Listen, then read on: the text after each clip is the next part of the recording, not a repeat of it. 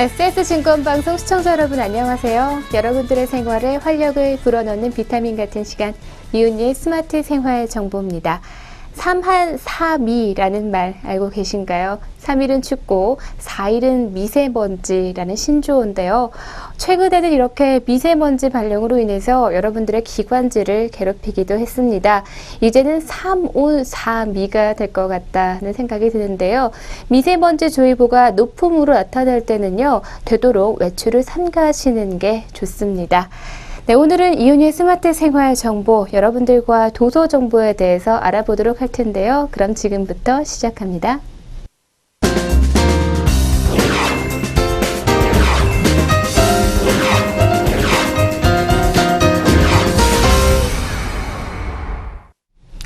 오늘 여러분들과 함께 알아볼 작가는요, 추리소설 작가로 잘 알려져 있는 작가입니다.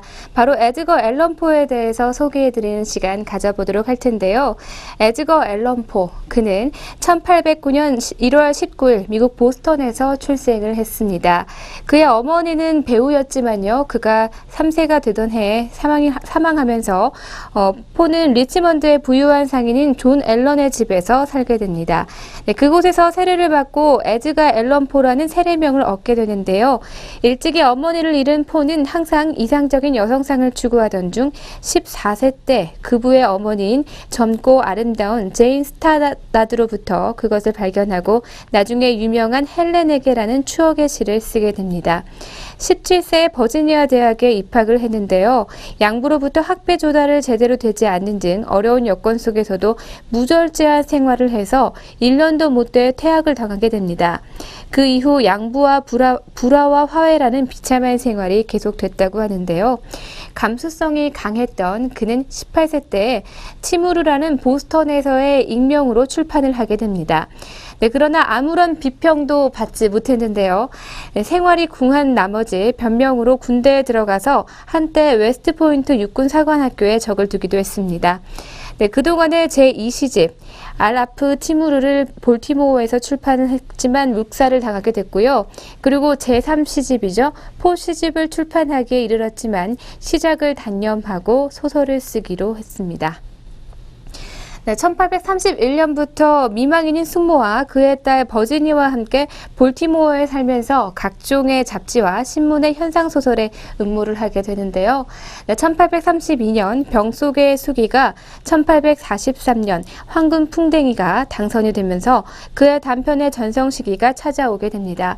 네, 그리고 1836년에는요, 14살밖에 되지 않은 조카 사촌 버지니아와 결혼하게 됐는데요. 각종 잡지의 편집자로 있으면서 단편을 계속 발표하게 됩니다. 그리고 1840년에는 리지아, 어셔가를 포함해서 괴기 단편집을 간행하게 됩니다. 그 이후에는요, 모르가의 살인사건, 큰 소용돌이에 빠져들면서 붉은 죽음의 가면, 그리고 검은 고양이, 도난당한 편지 등을 썼고요. 그리고 1845년에는 황금 풍뎅이를 포함해서 단편집을 출판하게 됩니다. 보들렐르는 이들 단편을 읽고 놀라서 여기에서 내가 쓰고 싶었던 작품이 모든 것이 있다고 하면서 평생을 포의 작품 번역에 바쳤다고 하는데요. 그리고 포는 어셔가의 몰락에서의 주인공처럼 현실에 등을 돌리고 내면의 심연을 끌어들이면서도 한편으로는 추리와 분석 능력을 활용해서 모르그가의 살인사건에서 탐정 듀판과 같은 인물들을 창조하고 또 후세에는 셜록 홈즈 등 추리소설들의 장르를 개척하기도 했습니다. 네, 단편작가 포의 불합리와 또 합리의 양면성은요, 시인으로서의 그에게서도 찾아볼 수 있는 그런 면모라고 하는데요. 그의 시제는 소설에서와 같이 우수를 내포한 로맨틱한 것들이었는데, 네, 그것을 다룬 방법은 수학자와 같은 냉정함이라고 할 수가 있겠습니다. 네, 그 전형은 갈가마기인데요. 그의 담시는 죽은 연인에 대한 끊임없는 연민과 정에 차 있습니다. 네, 그러나 이듬해 창작의 천리에서는 작가는요, 이 작품을 분석, 어느 누구보다 주도 면밀하게 계산하에서 구사한 것이라고 또 설명을 하고 있는데요. 이와 같은 시작의 태도는 말라르메를 비롯해서 발레리 등의 프랑스 상징파 시인들로부터 존경을 받았는데요. 포의 작품에는 단편이건 시이건 어딘가 내용과 방법이 물과 기름처럼 서로 섞일 수 없는 그런 단점도 있었다고 합니다. 네, 그 때문에 영국이나 미국에서 비속하다는 지적도 받기도 했는데요. 네, 그러나 포에게 있어서는 시는 회화, 조각, 건축, 무용, 그리고 음악 등에서도 찾아볼 수 있었고요. 단편이나 시 작품에서도 그러한 의미에서 구별이 없었다고 합니다. 네, 양자는 모두 미적 효과를 목적으로 했고요. 따라서 작품의 긴 것은 효과의 통일에 기할 수 없다고 하여서 부정을 했다고 합니다. 네, 1835년 26살이 된 포는 14살짜리 사촌 버지니아 클랜과 결혼을 했는데요. 네, 둘의 애정은 깊었는데 그 시기에 포는 어셔가의 몰락이나 모르그가의 살인사건 같은 작품을 쓰면서 언젠가는 자신만의 잡지를 내는 꿈을 꾸었다고 합니다. 네, 그는 대부분 문화 권력자들과 갈등 관계를 겪었다고 전해지는데요. 하지만 그가 신혼이었던 1836년, 바로 미국의 공황 시기였기 때문에 그와 아내 그리고 장모는 극도로 궁핍한 결혼 생활을 견뎌야만 했다고 합니다. 네, 그리고 1842년경부터 버지니아는 병을 앓기 시작했는데요. 5년 뒤 죽을 때까지 가난과 결핵으로 큰 고통을 겪었다고 합니다. 1847년 그녀가 죽었을 땐 포가 쓴 시가 우리가 사춘기 때 사랑을 꿈꾸며 열렬히 환호해 맞이 않았던 애너벨이라는 시라고 합니다. 네, 포의 사랑 이야기를 듣고 이 문장을 큰 소리로 외우면서 마지막 문장의 애절함이 바로 포의 슬픔 그 자체라는 것을 알 수가 있는데요. 실제로 포는 버지니아가 죽고 몇 주 동안은 그녀의 무덤가를 배회하면서 정신을 놓고 울었다고 전해집니다. 네, 그녀의 죽음 때문인지 그의 글에 치명적인 아름다운 여인의 죽음이 자주 등장합니다. 네, 그녀의 죽음과 관련해서 떠도는 이야기는 포의 경제적 빈곤함을 말해주고 있는데요. 장례식 때 그녀가 덮고 있었던 것은 포의 낡은 외투뿐이었고 또 그 곁에 기르던 고양이 한 마리가 있었다는 얘기가 있습니다. 네, 1847년 가난 속에서 아내와 사별한 포는요, 스스로도 건강을 돌보지 않아서 2년 후인 1849년 10월 볼티모어의 노상에서 쓰러져서 의식불명한 채 40이라는 나이에 세상을 떠나게 됩니다. 네, 사후에도 오래도록 그는 무시를 당했다고 전해지는데요. 1875년에서야 겨우 그의 기념비가 세워지게 됐고요. 말라름에는 검은 재해 벌판에 떨어진 조용한 운석이라는 이런 노래한 소네트를 프랑스로부터 보내와 비참했던 그의 생애를 애도했다고 합니다. 네, 이후 포의 명예는 점차 회복이 되었다고 하는데요. 네, 그리고 19세기 최대의 독창가의 한 사람으로 꼽히고 있다고 합니다. 네, 지금까지 에드거 앨런 포와 함께했습니다.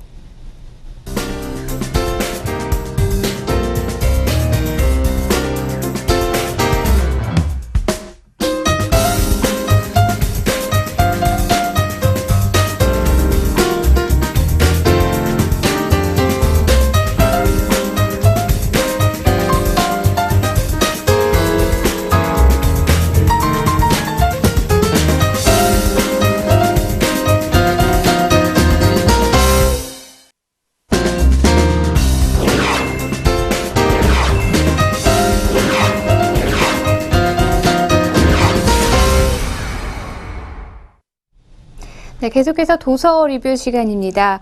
일터에서 만난 부모의 삶에서 꿈을 발견하고요. 그리고 자신만의 색을 덧입혀서 가업을 잇는 청년들의 생생한 이야기입니다. 바로 오늘의 도서 리뷰 2013년 우수출판기획안 공모 대상작입니다. 바로 오늘 도서 리뷰는요. 가업을 잇는 청년들의 이야기와 함께하도록 하겠습니다. 네, 부의 대물림은 대물림이 아닌 진정한 가업을 찾아 전국을 누빈 2년여의 여정. 일본, 유럽 등의 나라에서 수백 년 동안 가업을 이어온 또 작은 가게가 있죠. 네, 그런 사람들의 이야기도 적지 않습니다. 국내에서도 그런 이야기들이 소개되며 부러움의 대상이 되기도 했는데요. 하지만 그러나 정작 우리나라에는 오랫동안 대를 이어가며 가업을 잇는 그런 사람들의 이야기가 많이 알려지거나 소개가 되지 않고 있습니다. 네, 저자는 이러한 궁금증 속에서 의사나 법조인, 외교관 등의 부의 대물림이 아닌 진정한 가업의 사례를 찾아 헤매서 2년이라는 짧지 않은 시간 동안에 전국의 곳곳을 찾아다녔다고 하는데요.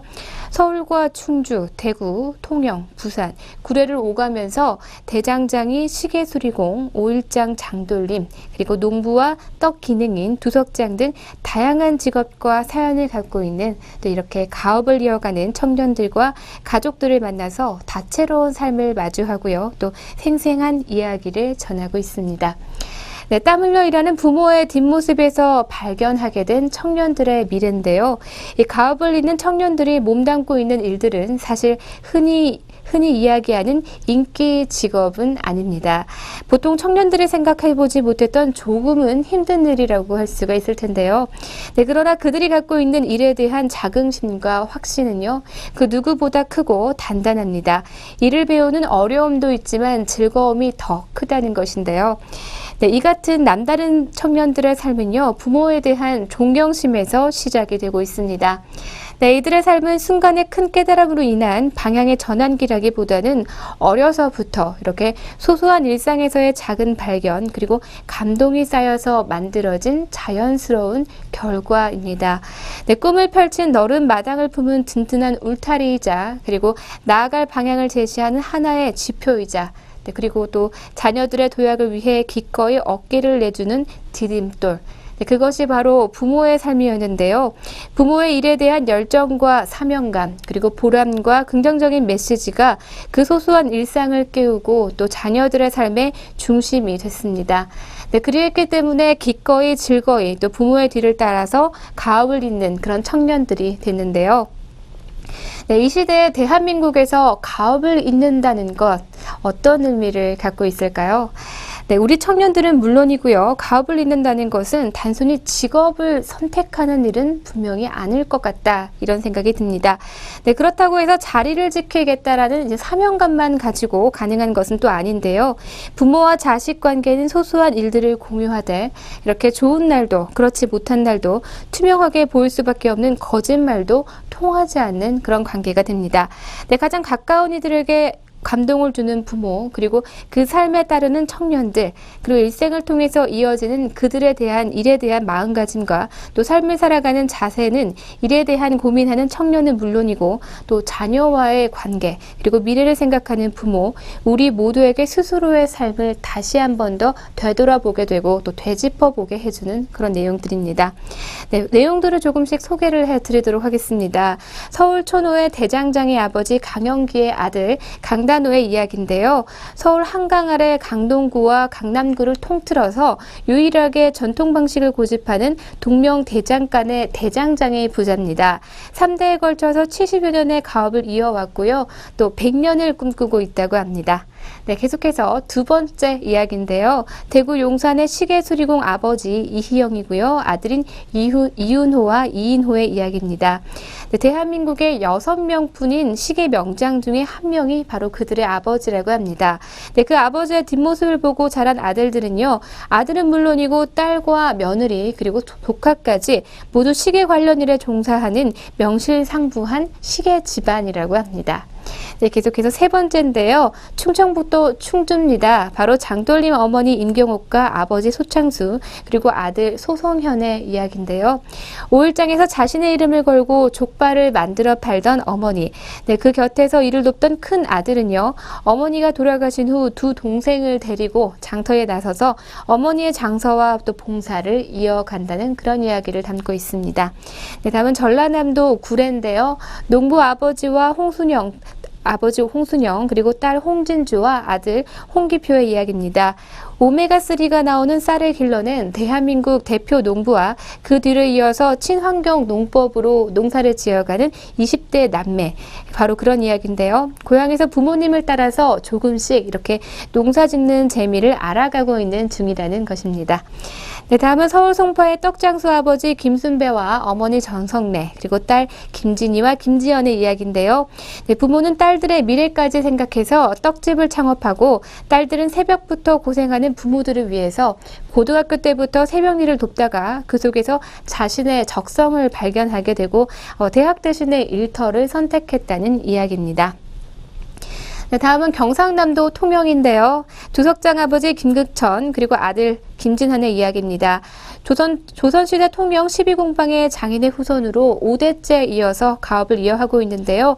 무형 문화재인 아버지와 그 밑에서 수련하고 있는 아들의 이야기는요. 전통 예술의 가치를 다시 알아보고 다시 또 그날을 꿈꾸게 하는 이야기를 담고 있습니다. 네, 어딘가에서 부모의 가업을 이어가면서 뜨겁게 살아가고 있는 청년들이 있으리라는 생각이 듭니다. 네, 지금까지 가업을 잇는 청년들의 이야기와 함께했습니다.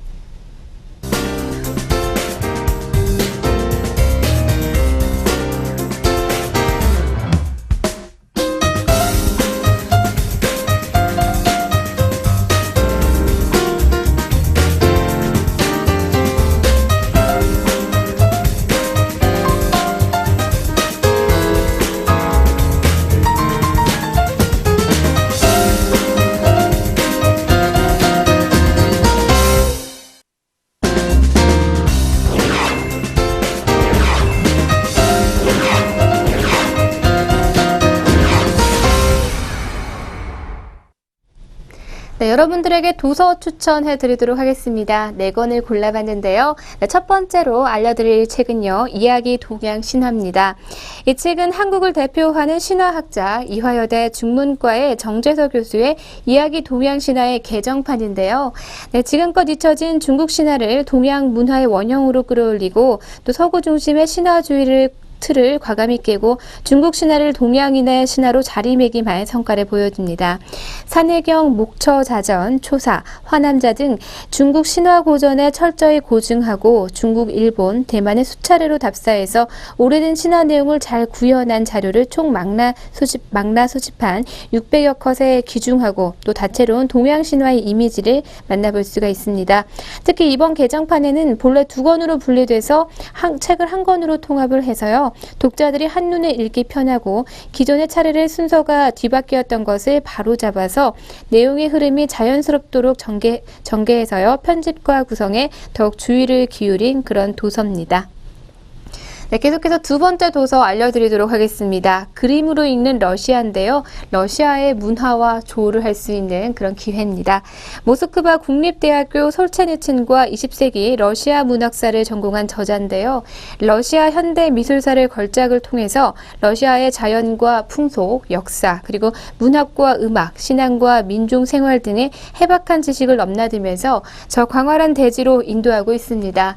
그리고 그림 한 편 소개할 때마다 저자는 시종 러시아 당대 인류 작가들의 문학 작품을 인용하고 있기 때문에 그림에 대한 이해력은 더욱 고양된다고 할 수가 있는데요. 따분하게 러시아 명화를 학문적으로 파고들지 않고요. 누구에게나 쉽게 다가갈 수 있도록 풀어 쓴 것은 바로 저자가 수필가이기 때문에 가능한 작업이었습니다. 이 작은 노력이 이제는 더 이상 러시아가 우리에게 소문의 나라가 아닌 아름다운 예술의 나라로 각인되는데 도움이 줄 것이라는 조금 확신이 드는 그런 책입니다. 네, 다음 세 번째 도서는요. 이슬람의 눈으로 본 세계사입니다. 오랜 세월 무슬림을 움직여온 전혀 다른 세계사가 펼쳐지는 그런 책인데요. 이슬람의 눈으로 본 세계사는 아프가니스탄계의 미국인 저널리스트인 저자 타임 안사가 무슬림들이 역사를 배우는 방식인 인생극 형식으로 쓴 책입니다. 이슬람의 눈으로 본 1500년의 세계사를 생생하게 그려내고 있는데요. 이슬람의 창시 내러티브, 무함마드와 칼리프들의 인생부터 시작부터 최근 몇 세기 동안 이슬람을 황폐하게 만든 이념운동의 흐름을 살펴보고 9.11이 낳은 근대의 복잡한 갈등에 이르는 이슬람 공동체의 진화력을 흡입력 있는 문체로 흥미진진하게 풀어내고 있습니다. 이를 통해서 이슬람과 서구를 갈라놓은 여러 단절이 어디에서 비롯된 것인지 그 원인을 추적하고 있고요. 이슬람이 민주주의의 반대 개념이 아니라는 것을 명확하게 보여주는 책입니다. 다음 네 번째 도서입니다. 교양으로 읽는 건축인데요. 교양으로 읽는 이 건축은 건축이 무엇인가를 정의하고 현대 한국 사회에 건축이 끼친 영향을 분석하고 있는 그런 도서입니다. 네, 건축은 한 사회의 역사와 문화를 가장 극면하게 보여주는 드러내는 얼굴이라고 할 수가 있겠는데요. 산업, 경제, 그리고 정치와 사회, 문화, 예술, 더 나아가서 사람들을 영위하는 생활의 총체적인 집합체입니다. 네, 그래서 이 사회의 내적 상태가 고스란히 드러나고 있는데요. 특히 한국 사회의 20세기 근대화 과정에서 건축과 건설은 핵심 주역이었죠. 저자는 이 건축을 통해서 우리 사회가 직면하고 있는 총체적 문제의 상황을 진단하고요. 또 그 해법을 내놓고 있습니다. 먼저 건축이란 무엇인가를 살펴보면 그런 다음 한국 현대 사회에서 건축이 갖는 의미, 문명사 차원에서의 건축의 의미, 건축의 역할, 또 건축이 나아가야 할 방향, 이상적인 건축 모델 등을 탐구하고 있습니다. 특히 건축이 한국 현대사회에 끼치는 영향을 연구하고 있는데요. 또한 건축의 미개척 분야, 높은 건설업 비중의 문제점, 그리고 사이버 건축의 가능성과 한계, 건축의 연계성 등에 대한 짧은 글도 제시하고 있습니다. 곳곳에 프랑스 랭스 성당, 청계천 보건공사 모습, 서울의 능선, 하회마을 등의 사진을 곁들인 본문의 이해 또한 잘 돕고 있는 그런 도서입니다. 네, 지금까지 추천 도서 4권을 알려드렸고요. 그럼 계속해서 오늘의 스톡으로 이어갑니다.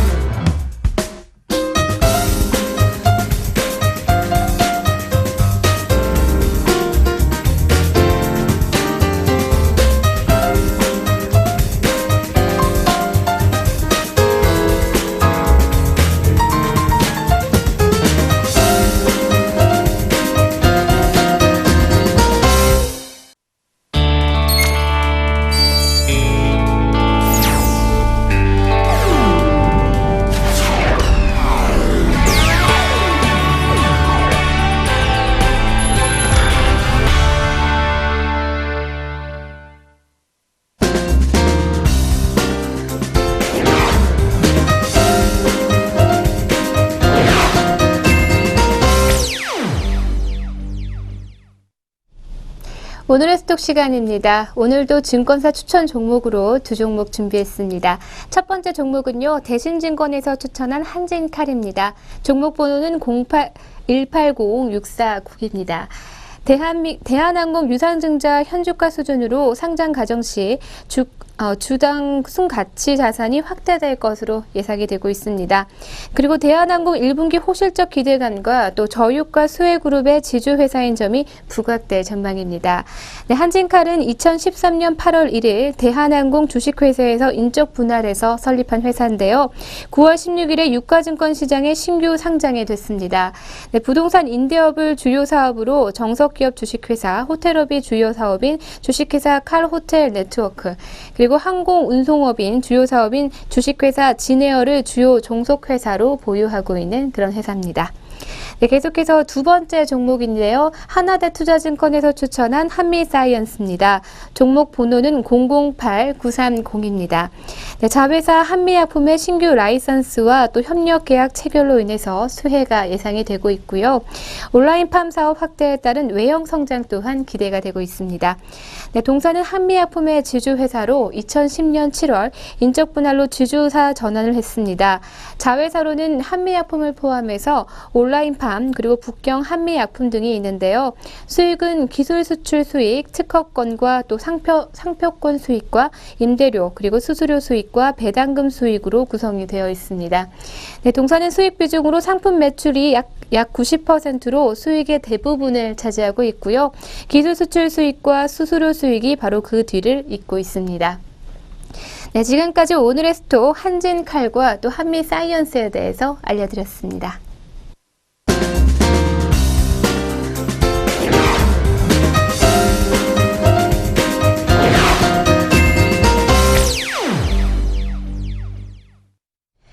여러분들에게 즐거움과 재미 그리고 감동을 드리는 시간이죠. 오늘의 펀앤필입니다.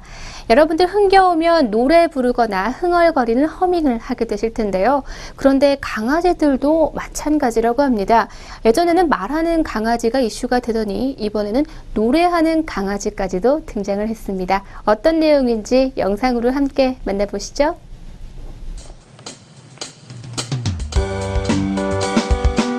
Sing, Mishka. Good girl. Sing. Good girl.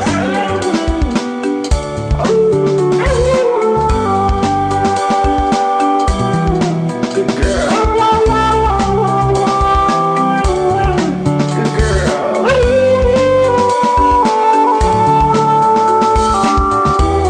Good girl. Good girl.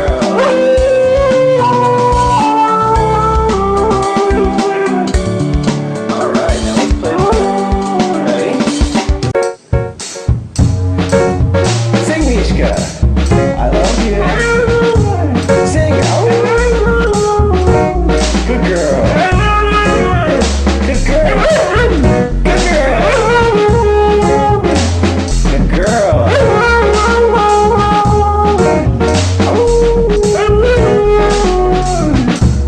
Good girl.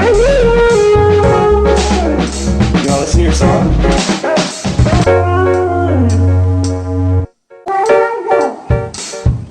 Sing, Mishka. Good girl. Good girl. Sing, Mishka. Good girl. Sing.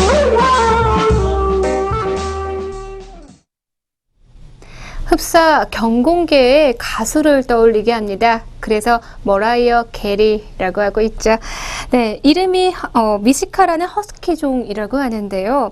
오토튠을 조금 사용하기는 했지만 그래도 주인의 명령에 따라서 따라 부르는 걸 보니까요. 정말 똑똑한 강아지라는 생각이 듭니다. 네, 지금까지 오늘의 펀앤필이었습니다.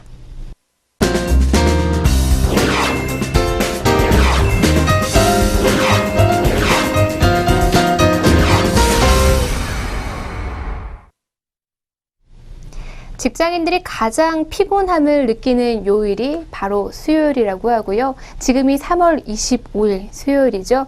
아마 오늘 하루가 조금은 더디게 간다라고 생각을 하게 될 것 같습니다. 하지만 모든 게 다 마음먹기에 달렸다고 하죠. 오늘 하루가 정말 즐겁다, 행복했다라고 느끼시면 정말 즐겁고 행복한 하루로 가득 채우실 수가 있을 겁니다. 네, 오늘 제가 준비한 내용은 여기까지고요. 저는 내일 이 시간 더욱 알차고 즐거운 내용으로 여러분들과 함께 하도록 하겠습니다. 시청해주신 여러분 고맙습니다.